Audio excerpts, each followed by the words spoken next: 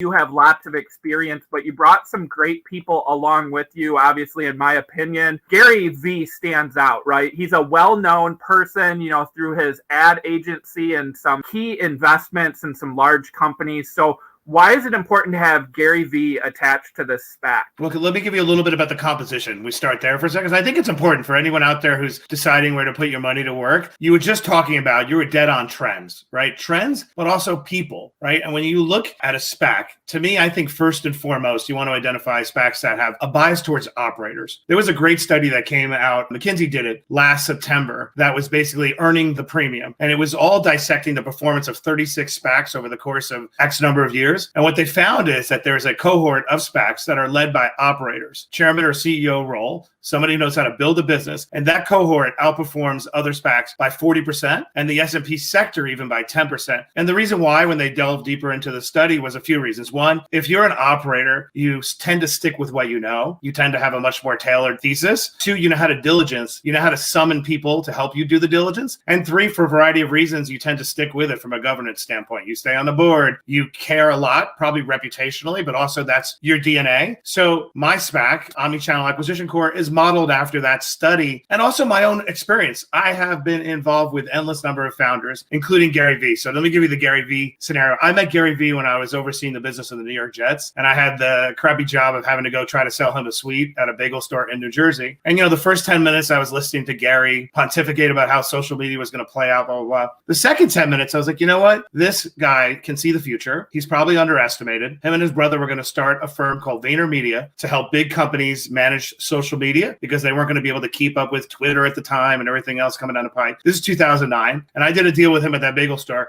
I'll give you 4 Jets tickets if you can go ahead and make us the team that's innovative and take one player and make them pop, in a way they wouldn't otherwise do. And he actually did it with Safety Carry Roads, for those of you who are Jets fans. And that was the beginning of our relationship. I went back and I acquired a significant portion of that firm. So Gary and I have been partners now for almost a decade. And I have firsthand visibility into what he can bring. Expand out that idea. If you look at our board of advisors and board members, 21 people, I have 10 founders on that team. Each one of those founders is designed to provide value to an ultimate target in a way that I have seen oftentimes a founder could need help. So let's use Gary. Our firm is the agency of record for TikTok. Gary, whether you love him or not, I love him like a brother. He can see the future. The ability to harness those types of resources and insights is invaluable on behalf of a consumer business. And each one of the people in my team are there to unlock value, with the idea being, this is a difficult transition to go from a private company to a public company. You're nervous, you're anxious, you don't have all the answers. To put a team of operators together, is invaluable. And that's the vision of the entire group. If I went through each person, which I'm not going to do now right now, you'd be able to identify how I architected this group to help a founder.